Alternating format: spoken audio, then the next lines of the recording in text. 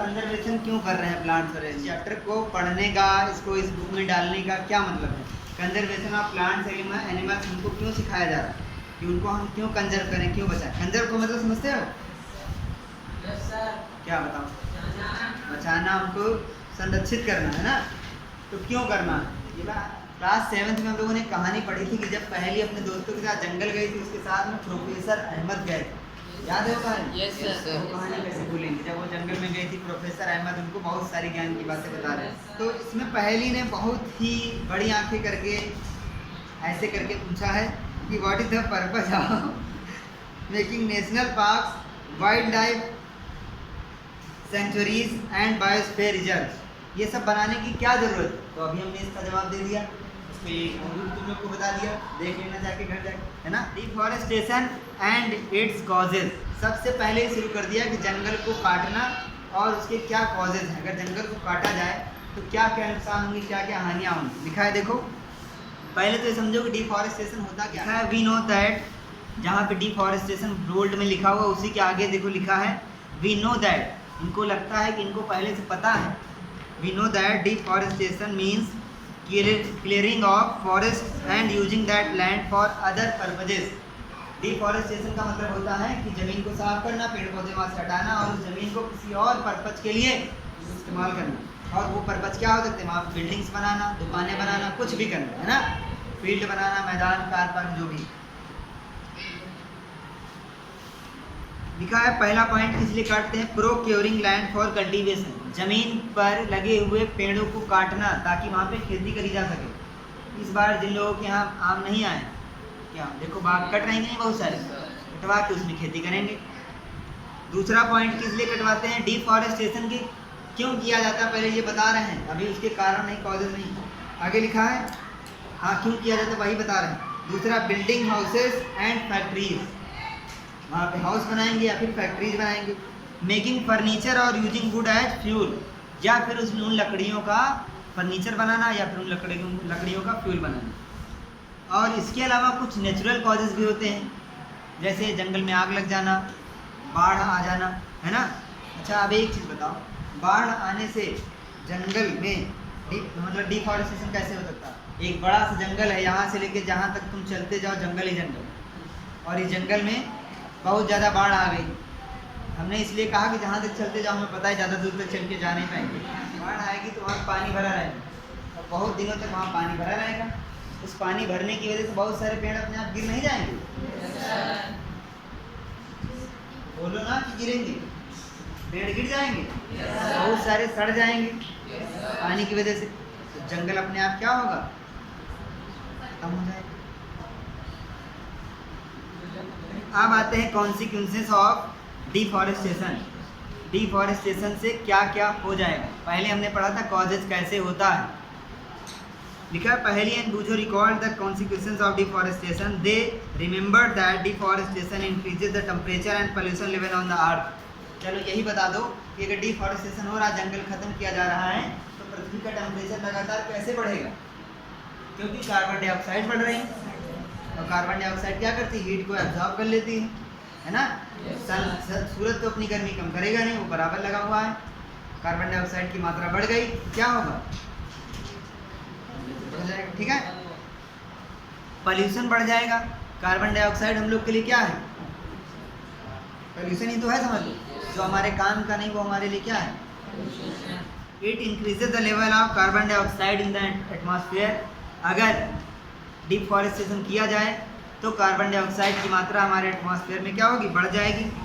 Ground water जो है वो और नीचे चला जाएगा, है ना, क्योंकि पौधे क्या करते हैं और पेड़ क्या करते हैं? एक प्रोसेस का नाम बताया था, इसकी वजह से बारिश होती है, वर्षा होती है। ट्रांसपिरेशन का नाम याद है? Yes sir. Ground water lowered कैसे हो जाएगा? हमने पढ़ा था ट्रांसपिरेशन जो है वो अर्थ से पानी निकालता है और अपनी पत्तियों के द्वारा इसमें अगर 100 लीटर पानी निकाला तो 1 लीटर इस्तेमाल करेगा, बाकी का 99 ट्रांसपिरेट कर देगा। इसी को हमने क्या नाम दिया था? ट्रांसपिरेशन। और ऐसा क्यों करता है? हमने पूरा पढ़ा था, क्योंकि उसको मिट्टी पानी में घोल करके मिट्टी से न्यूट्रिएंट लेने होते हैं, तो ज़्यादा पानी में घुल पाएंगे तभी ज़्यादा पानी लेना पड़ता है। जब पौधे ही नहीं हैं तो वो पानी नीचे धीरे धीरे ग्रेविटी की वजह से नीचे बढ़ता जाएगा। और एक दिन ऐसा आएगा जब बहुत ज़्यादा नीचे चला जाएगा, हमको निकालने में ही हमको मुश्किल हो जाएगा, किसी काम का वो पानी नहीं बचेगा। ठीक, आगे लिखा है डिफॉरेस्टेशन नेचर का बैलेंस गड़बड़ कर देता है। और उनको प्रोफेसर अहमद ने बताया था कि अगर लगातार पेड़ काटे जाएं तो Ahmad that if cutting of trees continues rainfall and the fertility of the soil will decrease, यानी कि बारिश कम हो जाएगी, मिट्टी की उर्वरकता यानी कि फर्टिलिटी कम हो जाएगी। और moreover there will be increase chances of natural calamities such as flood and droughts. अब समझने वाली बात यहाँ पे है कि प्रोफेसर अहमद ने तो बता दिया कि अगर जंगल लगातार काटे जाएं, पेड़ काटे जाएं तो बहुत सारी नेचुरल कैलामाइट्स प्राकृतिक आपदाएं आएंगी। उसमें बाढ़ उन्होंने बता दिया, सूखा बता दिया। तो बाढ़ कैसे आ जाएगी? जंगल काट दिया तो बाढ़ कैसे आ जाएगी?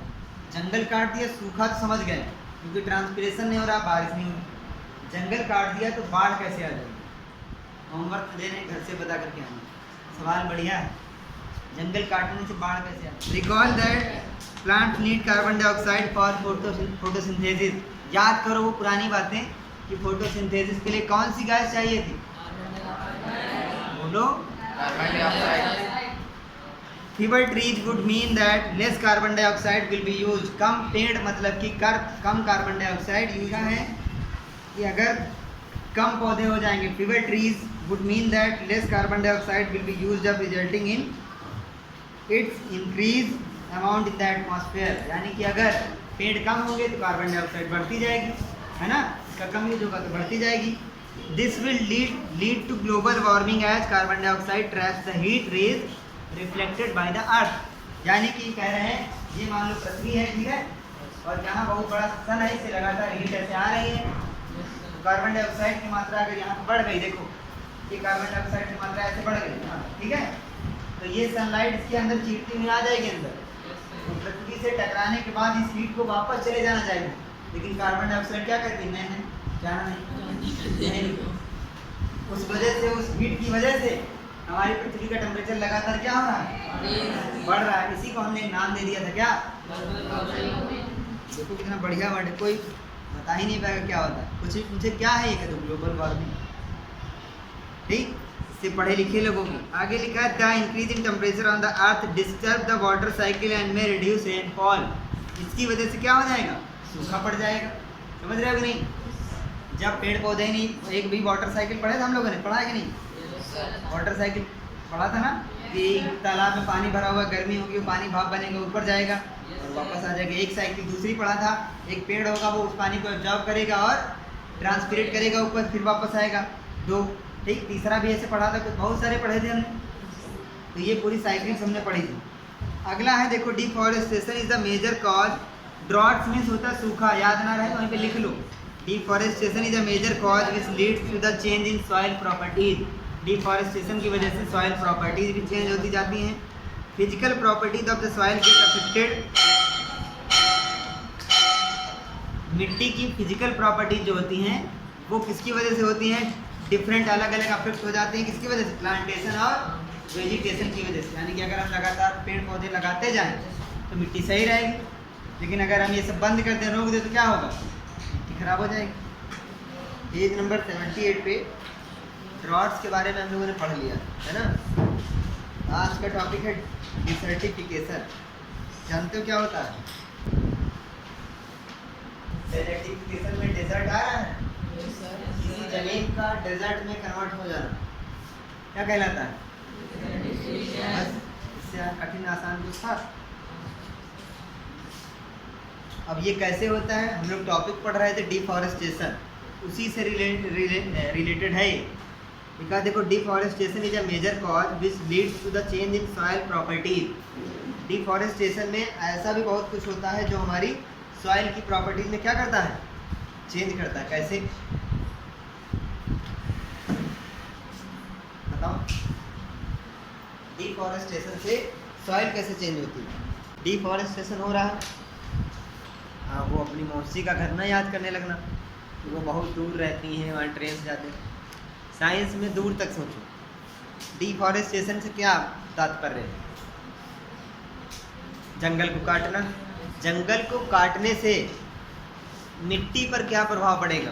कुछ समझ पा रहे हो इससे? सॉइल इरोजन होगा। देखो कितना समझदार बच्चा आगे बैठा है। पहला। दूसरा, ह्यूमस नहीं बनेगा, क्योंकि अगर जंगल होता तो उसकी पत्तियां गिरती, उसके फल फ्रूट नीचे गिरते, वो मिट्टी सड़ रही, वो सब सड़ रहे होते तो ह्यूमस बन रहा होता। दो चीज़ें कम हो गई। पहली तो सामने जब सॉइल पढ़ा था क्लास 7 में, चैप्टर 9 याद है, उसमें बताया था मिट्टी का सबसे ऊपरी भाग क्या होता है, सबसे ज़्यादा न्यूट्रियस होता है प्लांट्स के लिए, है ना। जब वही नहीं बचा, यानी कि काहे से चला गया वो, कौन सी प्रोसेस थी जिसका अभी तुमने नाम बताया, सॉइल इरोजन, उससे वो बह गया। और दूसरा क्या था, ह्यूमस। वो दो चीज़ों की वजह से वो मिट्टी क्या हो गई, ह्यूमस रहित हो गई। ह्यूमस रहित समझते हो, मतलब ह्यूमस नहीं पाया गया। और जो ऊपर की पहले से अच्छी थी वो बह गई बाढ़ की वजह से या पानी की वजह से, क्योंकि रोकने वाला वहाँ पे कोई था नहीं। तो वो मिट्टी क्या हो जाएगी, बेकार हो जाएगी। अब उसमें कुछ बोओगे तो निकलेगा नहीं, इसलिए वो एक प्रकार की हम ये कह सकते हैं कि डेजर्ट बन गई। और इसी प्रोसेस का नाम क्या दिया गया है, deforestation also leads to a decrease in water holding capacity of the soil. अभी ये बताया, the movement of water from the soil surface into the ground, infiltration rate. समझते देखो यहीं पे एक क्वेश्चन बन जाएगा, what is infiltration rate. Infiltration rate क्या होता है, मिट्टी में पानी का जाना। क्या कह रहा था, देखो समझो जरा, लिखा है the movement of water from the soil surface into the ground, यानी कि बारिश हुई, तालाब में पानी भर गया, 15-20 दिन के बाद वो पानी कहाँ चला गया, कुछ तो वाटर वेपर बन गया और कुछ नीचे मिट्टी में चला गया। तो पानी का मिट्टी में जाना क्या कहलाता है, इनफिल्ट्रेशन रेट होता है, कितनी तेज गया। देखा होगा तुम लोगों ने, कुछ जगहों पे होता है पानी तेज सूख जाता है, कुछ तालाब ऐसे होते हैं जिसमें पानी बहुत तेज़ी सूखता है, यानी कि उसका इनफिल्ट्रेशन रेट क्या है, बहुत ज़्यादा है। समझ रहे हो कि नहीं। अगर वाटर होल्डिंग कैपेसिटी कम हो गई, पानी को रोका नहीं जा रहा है, तो वहाँ का वाटर लेवल क्या हो जाएगा, ज़्यादा हो जाएगा, बढ़ जाएगा, नीचे पानी चला जाएगा, पानी वहाँ पे रुकेगा ही नहीं, तो ज़मीन में क्या जाएगा, है ना। अब इन्होंने कहा है कि जंगल से हमको कुछ चीज़ें मिलती हैं। चलो बताओ गौरव, जंगल से क्या क्या मिलता है। तुम्हारा नाम गौरव है, आसान चीज़ें सब बताने दौड़ते हैं। अभी इनफिल्ट्रेशन रेट पूछे, सब मुंह बंद करके बैठ जाएंगे। बताओ कुछ ऐसा बताओ जो इधर वाली क्लासेस जो हैं वो ना बता पाए। समझ पा रहे हो हमारा क्वेश्चन क्या है। जंगल से हमको कई सारी चीज़ें मिलती हैं, तुम बताओगे फ्रूट्स वहाँ से मिलती हैं, वेजिटेबल्स मिलती हैं, लकड़ियाँ, हमको ये नहीं जानना। हमको वो बताओ जो इधर प्राइमरी वाली जो छोटे बच्चों वाली क्लासेस हैं वो ना बता पाए। कोयल, कोयला, हाँ। चलो देखो, जैसे इसमें एक्टिविटी 7.2 दी गई है, इसमें लिखा है animal life is also affected by deforestation. Animal की जो लाइफ है, हम लोग की जो लाइफ है, हम लोग एनिमल ही तो हैं, हम लोग की लाइफ भी डिफॉरेस्टेशन से अफेक्ट होती है, प्रभाव पड़ता है। कैसे होता है आपस में डिस्कस करो। हो गया डिस्कशन, एक्टिविटी थी तो करना था, अब आगे पढ़ो। Conservation of forest and wild life. अब आते हैं जो जरूरी टॉपिक, फॉरेस्ट और वाइल्ड लाइफ को कंजर्व करना, जिसके लिए हम लोग इकट्ठा हुए यहाँ पे क्लास लगी, ये चैप्टर जिसमें दिया गया है। फॉरेस्ट और वाइल्ड लाइफ को कंजर्व करना क्यों ज़रूरी है, पहले हम लोग जान चुके हैं। अब कैसे करना है या फिर कैसे हो रहा है अभी तक, वो देखते हैं, है ना। लिखा है having become aware of the effect of deforestation. Deforestation के इफेक्ट हम लोगों ने देख लिए हैं। Paheli and Boojho are worried, they go to professor Ahmad and ask him how forest and wildlife can be save. Paheli और बूझो फिर से प्रोफेसर अहमद के पास गए, क्लास 7 में थे तब भी गए थे, और उनके प्रोफेसर अहमद इतने अमीर हैं कि तुरंत इनकी ट्रिप भी करा देते हैं कहीं। याद है कि नहीं, जब कहीं गए थे, इस बार फिर जा रहे हैं। देखो इस बार जा रहे हैं मध्य प्रदेश। लिखा professor Ahmad organises a visit to a biosphere reserve for Paheli Boojho and their classmates. He selects a place named Pachmarhi biosphere reserve, ये मध्य प्रदेश में है, लिख लो, वहाँ तक गए हैं घूमने। He knows that the plants and animals found here are similar to those of the upper Himalayan peaks and to those belonging to the lower western Ghats। यानी कि वहाँ पे कुछ ऐसे प्लांट्स पाए जाते हैं जो हिमालय पर भी पाए जाते हैं, हिमालय की चोटियों पर भी, और पश्चिमी घाट पर भी पाए जाते हैं। वहाँ पे जाने का रीज़न उन्होंने बता दिया कि वहाँ पर क्यों गए। ठीक। Professor Ahmad believes that the biodiversity found here is unique. Biodiversity कितने लोग नहीं समझते हैं? बायो मीन्स क्या होता है? कह रहे हैं ये तो एक सब्जेक्ट होता है। बायो मीन्स होता है जीव, जैव, जैव जो जीवित, बायो। और डाइवर्सिटी मीन्स विभिन्नताएं, विविधता। तो बायोडाइवर्सिटी मतलब जैव विविधता। ये तो उससे भी कठिन हो गया है ना। जैसे तुम्हारे घर में एक रूम ले लो नॉर्मल सा, उस रूम में तुमको क्या क्या मिलेगा? जीवित चीज़ों का नाम बताने, पेपर, ये लाठी, ये नहीं बताना। ये कोने में लाठी कड़ी है, सिर्फ तुम्हारे कमरे में जीवित चीज तुम हो, छिपकली नहीं। तो और चींटे, चींटियाँ, मच्छर, चूहे नहीं है सब। मतलब एक नॉर्मल से रूम में होते हैं कि नहीं होते हैं? Yes, sir. तो एक कमरे में इतनी सारी हमको डाइवर्सिटी मिल गई देखने को। तो ऐसे सोचो पूरी पृथ्वी पे कितनी चीज़ें पाई जाती हैं, गिन पाओगे? लेकिन कुछ लोगों ने गिन रखा है। आज गूगल पे जाके देखना तो पता चलेगा टोटल कितने अलग अलग। देखो जैसे चींटियाँ हैं तो चींटियों में भी अलग अलग स्पीसीज होती हैं, पता है? ब्लैक कलर की होती हैं, कुछ रेड कलर की होती हैं, कुछ छोटी होती है, कुछ बड़ी होती हैं, है ना। वैसे छिपकलियों में भी अलग अलग होती होंगी, चूहों में भी होती होंगी, मेढक में भी होती होंगी। तो यही है डाइवर्सिटी। ऐसे जितनी ज़्यादा डाइवर्सिटी उतना अच्छा सब सिस्टम चलता रहेगा, एक दूसरे के ऊपर से डिपेंड रहेंगे और चलता रहेगा बढ़िया से। तो टॉपिक क्या था वो तो भटक ही गए हम लोग। हाँ, वहाँ पे बायोडाइवर्सिटी ज़्यादा है। कहाँ पे? जहाँ गए हैं वो पंचमढ़ी, कहाँ गए हैं? बायोस्फीयर। और ये कहाँ पड़ता है? मध्य प्रदेश में।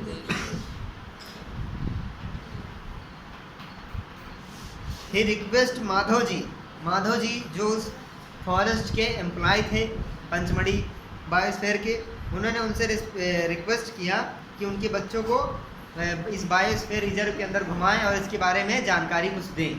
ठीक है। He explain that preserving areas of such biological importance make them a part of our national heritage. अगर इस तरीके की जगहों को प्रिजर्व किया जाए, इनको बचाया जाए, तो ये हमारे लिए क्या हो जाएंगे? एक ऐतिहासिक चीज़ें हो जाएंगी जिनको बचाया जाए। जैसे तुम्हारा लखनऊ में इमामबाड़ा है, वहाँ पे गए हो? कभी गए हो? Yes, sir.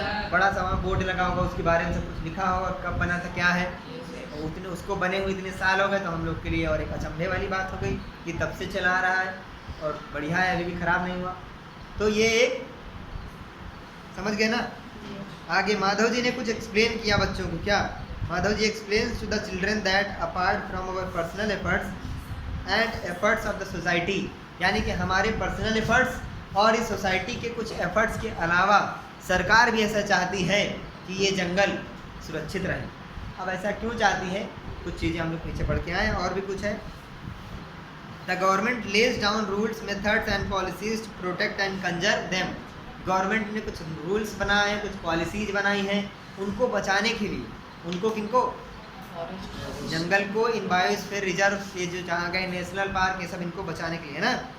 Wild life sanctuaries, national parks, biosphere reserve etcetera are protected areas for conservation of plants and animals present in that area. समझ गए? आप पेज नंबर 78 पे राइट साइड पे येलो बॉक्स है ऊपर, उसको देखो, लिखा है बायोस्फीयर क्या होता है, पहले ये समझ लो। Biosphere is that part of the earth in which living organisms exist और which supports life. Biosphere reserve ऐसी जगह होती है जहाँ पे लिविंग ऑर्गेनिज्म रहते हैं, आराम से रहते हैं, या फिर लाइफ को सपोर्ट करते हैं, यानी कि लिविंग ऑर्गेनिज्म खुद रह रहे हो या फिर जीवन को सपोर्ट कर रहे हो, कि पृथ्वी पे जीवन हो उसको सपोर्ट कर रहे हो। जैसे पेड़ पौधे खुद जीवित तो हैं, साथ में सपोर्ट भी तो दे रहे हैं, बाकी हम लोग को सपोर्ट दे रहे हैं कि नहीं? वो ना हो तो क्या होगा? मर नहीं जाएंगे हम लोग जीवित रहेंगे। अगर वो जंगल नहीं, जीवित रहेंगे, लेकिन दिक्कत होगी। जैसे एक जंगल हटा दिया जाए बहुत बड़ा सा, तो क्या पृथ्वी पे कुछ ऑक्सीजन की कमी हो जाएगी, हो सकता है उसका इफेक्ट हम तक पहुँचे, है ना। तो अगर ऑक्सीजन कम होगी तो कौन सी गैस बढ़ेगी? पृथ्वी का तापमान बढ़ेगा, यानी कि हम कहें क्या बढ़ेगा?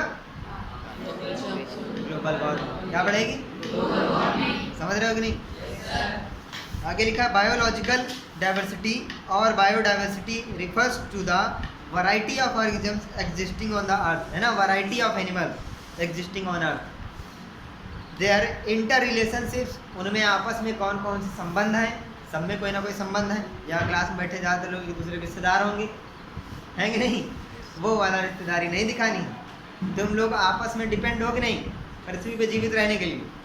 ज़्यादा नहीं लेकिन हो। अब अगर एक इस क्लास का कल से स्कूल आना बंद कर दे, कोई इफेक्ट पड़ेगा इस क्लास पर? हम कहें 10 ना आए कल से, कोई इफेक्ट पड़ेगा? लेकिन अगर यहाँ इस एरिया के आसपास के 10 बड़े बड़े पेड़ काट दिए जाए, कुछ इफेक्ट पड़ेगा यहाँ पे? गर्मी बढ़ेगी कि नहीं बढ़ेगी? तुम लोग ज़्यादा इम्पोर्टेंट नहीं हो, ज़्यादा इम्पोर्टेंट कौन है? तो पेड़ लगाओ। लगाते हो? लगाया तुम लोगों ने इस साल को? कौन कौन लगाया है? अरे यार, दीवार पे लिखा रहता है पेड़ लगाओ पृथ्वी पे, तब नहीं गए वहाँ पोत के चले आए। हमने एक वर्ड गलत बोल दिया, इतनी देर से सही बोल रहे थे, एक बार तारीफ करी इसने कि सर आज बीमार है फिर भी चले आए पढ़ा रहे हैं, तब नहीं बोल, एक वर्ड गलत हो गया। एक और येलो बॉक्स दिया हुआ उसको भी देख लो। To protect our flora and fauna and their habitat, protected areas called. Flora and fauna जानते हो क्या होता है? आज जाके घर पे गूगल करना, पेड़ पौधों या फिर हमारी वनस्पतियों को बचाना, वो क्या कहलाते हैं? Protected areas. इन्हीं को wild life sanctuaries, national parks, biosphere reserve, ये सब नाम दिए गए हैं, है ना? लिखा है plantation, cultivation, grazing, felling trees, hunting and poaching are prohibited there. यहाँ पे जाओगे इन एरियाज में तो ये चीज़ें मना।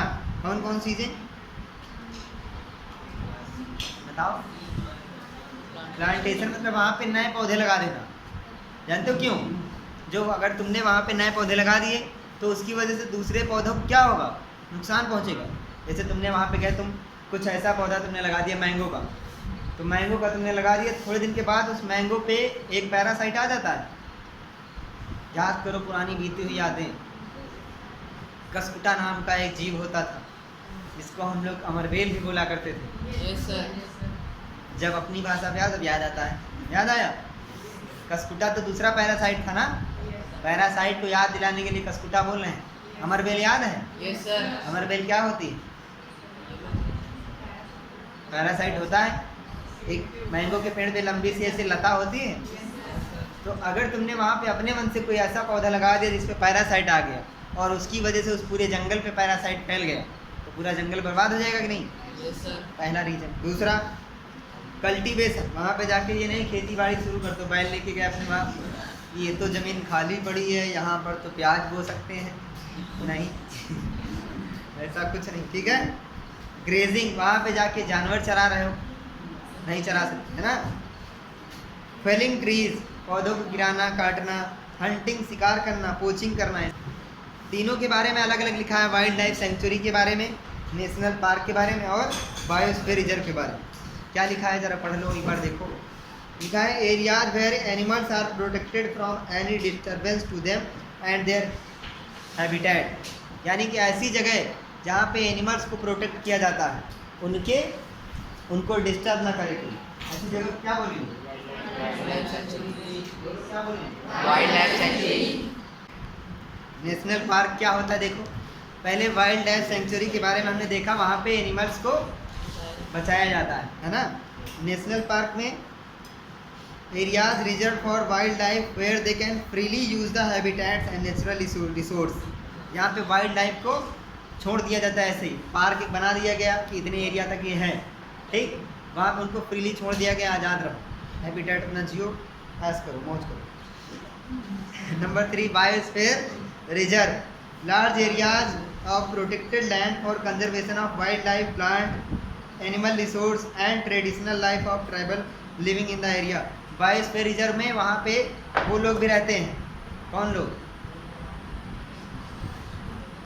अभी भी कुछ आदिवासी होते हैं, जानते हो?